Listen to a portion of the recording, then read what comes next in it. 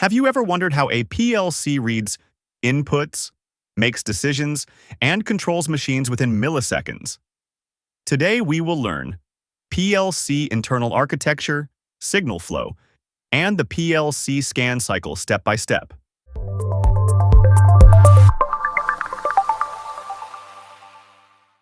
Here, you can see the basic internal structure of a PLC system. A PLC mainly consists of input interface, processor or CPU, program and data memory, output interface, communication interface, and power supply. All these sections work together continuously to control industrial machines and processes. Now let us understand each part one by one. On the left side, you can see the input interface. This section receives signals from field devices such as push buttons, sensors, limit switches, proximity sensors, etc. These devices send electrical signals to the PLC. The input interface converts those signals into a format the CPU can understand. So basically, this is how the PLC receives information from the outside world. At the center of the PLC, we have the processor, or CPU. This is the unit containing the microprocessor. This unit interprets the input signals and carries out the control actions according to the program stored in its memory, communicating the decisions as action signals to the outputs. At the top, we have the program and data memory. Inside every PLC, the CPU relies on two distinct memory units to control a machine. Program memory stores the permanent rulebook, or program that can be downloaded from a programming device like a PC. Data memory acts as its temporary memory, constantly tracking mathematical calculations and the real-time status of all inputs and outputs. On the right side, we have the output interface. After processing the logic, the CPU sends commands to the output interface.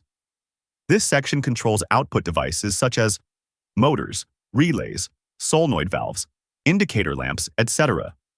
So this is how the PLC affects the real industrial system. The communication interface allows the PLC to communicate with other devices. For example, HMI, SCADA, or other PLCs, industrial networks. This enables monitoring and data exchange in automation systems. At the bottom, we have the power supply. The power supply unit is needed to convert the mains AC voltage to the low DC voltage, necessary for the processor and the circuits in the input and output interface modules. The PLC scan cycle is the continuous operating cycle of a PLC. It mainly consists of three important stages: input scan, program execution, and output update. First, the PLC reads all input devices.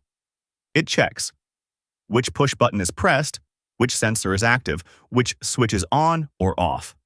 The PLC stores all these input states in data memory. Next, the CPU executes the user program. It evaluates ladder logic, timers, counters, and conditions. The PLC processes the logic step by step. During this stage, the PLC uses the stored input data from memory. It does not directly read the physical inputs again. Finally, the PLC updates the outputs. Based on the program result, motors may turn on, lamps may glow, relays may energize. After updating outputs, the PLC immediately starts the scan cycle again. This scan cycle typically varies in the millisecond range, depending on PLC brands and performance, size of program, communication load, etc. This continuous repetition ensures real-time monitoring and control of the process, making PLC systems fast, reliable, and suitable for industrial automation applications. And that's it for this video. If you found this helpful, don't forget to like, share, and subscribe to the channel for more content on automation and PLC. Also, hit the bell icon so you never miss an update. Thanks for watching. See you in the next video.